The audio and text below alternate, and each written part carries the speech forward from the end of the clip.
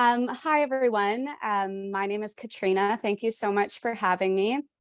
What we're doing here today is super important, and I love this topic of social isolation. So thank you so much for bringing this up.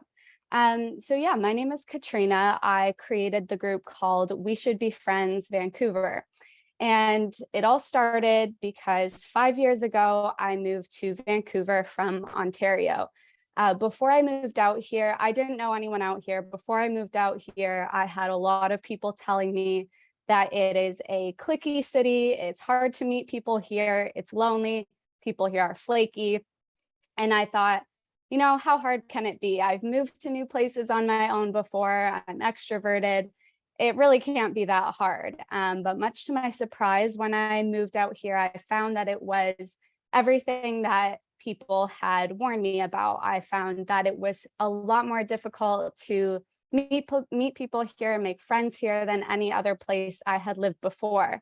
And for the first time in my life, I experienced a real feeling of loneliness that I had never felt before. And if you have grown up in the same place your entire life, you've been friends with people who've known you forever, then you may not have experienced this feeling of loneliness of not being, because making friends as an adult is obviously so much more difficult than as a kid or a teenager. There aren't these same structures in place to help you facilitate connections. For the first time, I felt truly lonely. And it's this feeling of, the weekend rolls around and you don't have plans because you don't have anything to do, or you're at the beach and you see big groups of friends and you wonder how you're ever going to create that kind of friend group. And so as time went on, I eventually found my people through a combination of Instagram DMs, Bumble BFF, and just meeting people organically. But over the last 5 years, I've heard so many people in the city say the same thing over and over again, how difficult it is to meet people and make friends here. So about a year ago in September, I created a TikTok just for my own enjoyment on my own page about my move to Vancouver. I talked about how it was hard and lonely at first, but eventually in the end, it was all worth it. And this TikTok went viral and it got a lot of comments from people saying the same things that I had experienced when I first moved here. They said that Vancouver is the most isolated they've ever felt, that it's so hard to make friends here. Even people saying that, they tried moving out here and after a few years, they had to move away because they could just never find that core group of friends that makes living somewhere worth it. And just seeing these comments really resonated with me because it was something I had experienced when I first moved here. And so I thought, you know what? Now is my time to do something about this. And so I created We Should Be Friends. We Should Be Friends. The goal of We Should Be Friends was very simple from the start. It was to create a space where people could come together with the intention of making friends. That's it. Because there are very few spaces where people can just come with the intention of making friends as an adult and making new connections. So I created an Instagram page. I posted that I would be at Kids Beach on that Saturday. And if people wanted to come hang out and mingle and just chat, I would be there. I showed up at Kids Beach that Saturday with a blanket, my sister, my boyfriend, some snacks. And I was terrified. I had no idea if anyone was going to show up. But slowly over the course of the day, people started to trickle in. And at a certain point in the day, I would say we had between 100 to 150 people there.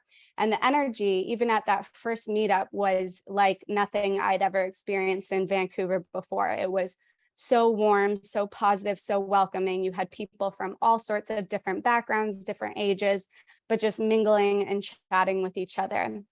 And so seeing and hearing the positive response from that day, I really felt like this is something that the city needs and it needs to continue. And so over the last year, I've held about 8 different in-person outdoor meetups. The premise is very simple. It's basically a glorified picnic. I show up, I bring drinks and snacks. And then people just come, most people come alone, they bring blankets, they bring games, we play spike ball. There's really no structure, but people just come to mingle and chat. And it's a space where people know, okay, the person that I'm talking to right now is interested in making friends. I'm not, hopefully not going to just get ghosted if I reach out to them to hang out again. And so we've done a few of these.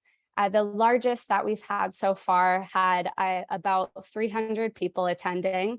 We now are at the point where we have volunteers who come to help facilitate and welcome people in, facilitate conversation.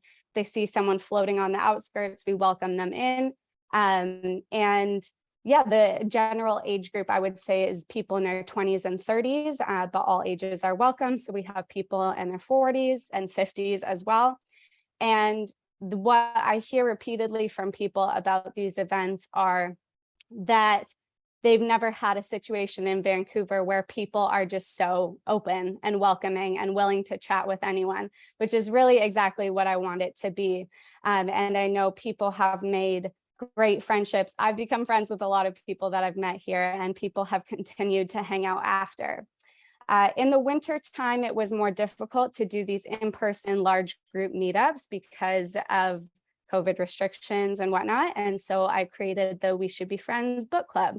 So I had people sign up, and I basically took hundreds of people and divided them by age into different book club groups and organized their first meetup for them. And then they met on their own time. And I received messages like this one saying that their book clubs have met up regularly and they've made great friends, which is obviously exactly what I want to have happen. I've done about 3 of these book club signups, and I always have people asking for more. So that's also a really great way to create smaller environments for people to connect as well.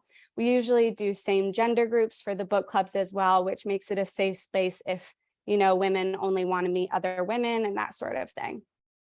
Over the course of the year, I've had the opportunity to share about what I've done on Breakfast Television, Daily Hive, Vancouver Sun.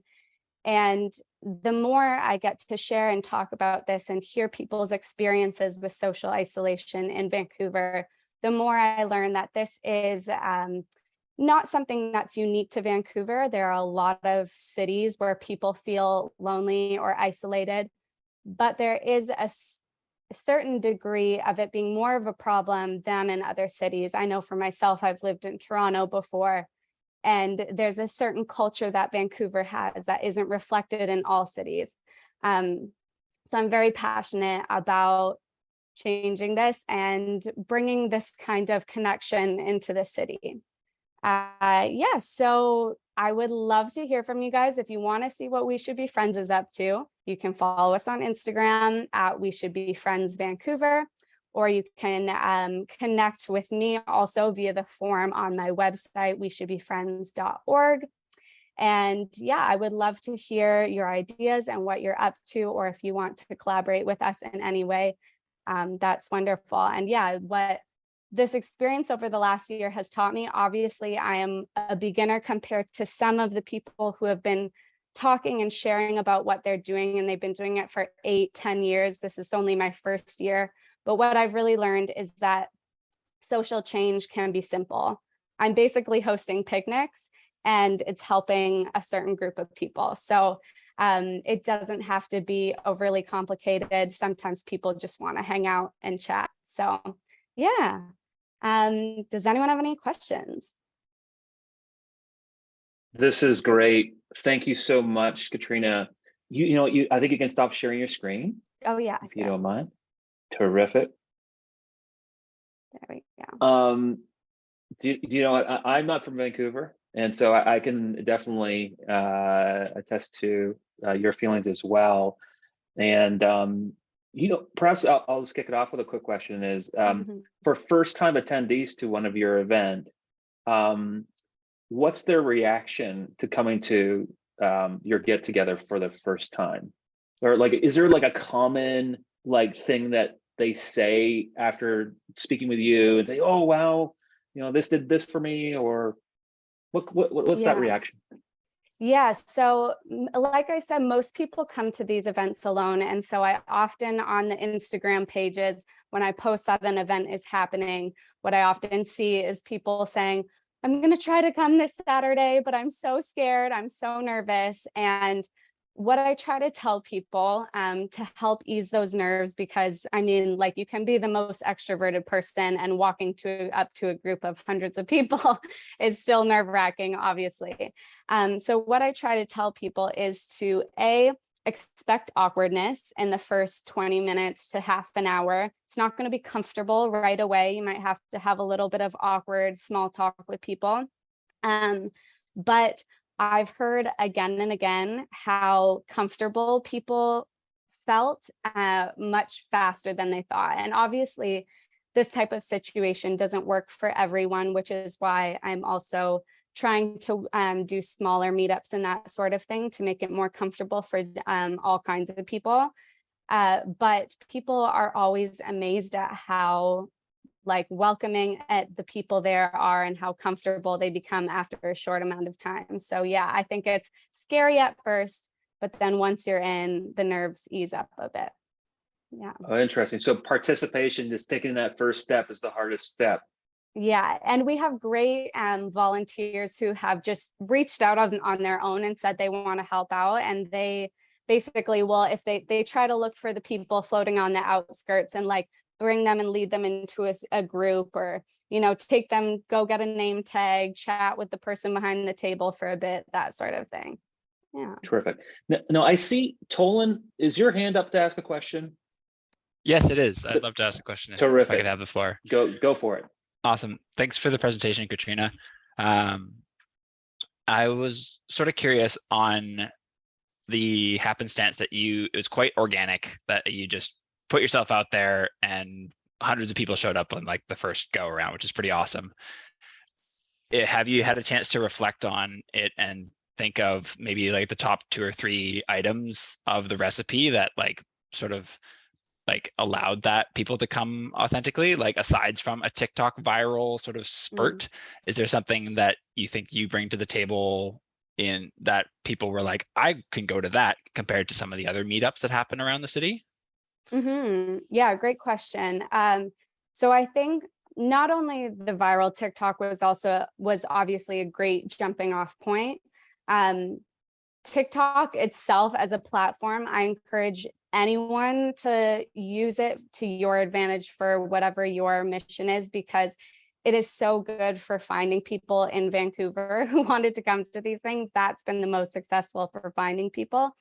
But in terms of what We Should Be Friends offers that other similar groups don't offer is I've gotten the response from people a lot that there's no conditions to coming to a group like this. Like I feel like you have a lot of groups throughout Vancouver, like a running group, or if you like cycling, or if you like pottery, or you do something based on a hobby. And those are all really great ways to meet people, because then you can meet people who also like running. But sometimes people just want a space they can come to where they're like, I don't know if I'll have anything in common with these people, but you end up meeting someone who's different than you, but you end up connecting really well. So sometimes having We Should Be Friends as just an open group that anyone can come to, whatever your interest, whatever your age, whatever your gender, it really creates an opportunity for great connection. But in terms of finding the people, TikTok and then the publicity from the radio shows and whatnot that I've been on have really helped to find the people who need this type of group. Does that answer? So what I'm hearing, awesome. Yeah, it does. It sounds like a space for intersections rather than just specific like niches and hobbies, which like leads to that cliquiness that we've all been chatting about today. That's really cool. Awesome. Yeah. Do you know what? I think I'm going to cap this section off with just one last question. But there's some terrific ones here. But before I pass this.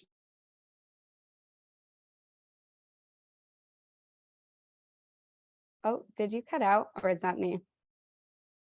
No, that's he's cut out. Okay. We lost, yeah. Oh, did I die? Oh dear. I'm gonna Yeah, ask sorry, that one you, more you time. said you had Is- a question, but then you just cut, so Yeah, no, I no. missed the question. Daria had brought up a very cool question, which is, do you think there should be a cap on the number of people at an event of yours? Is there an ideal size?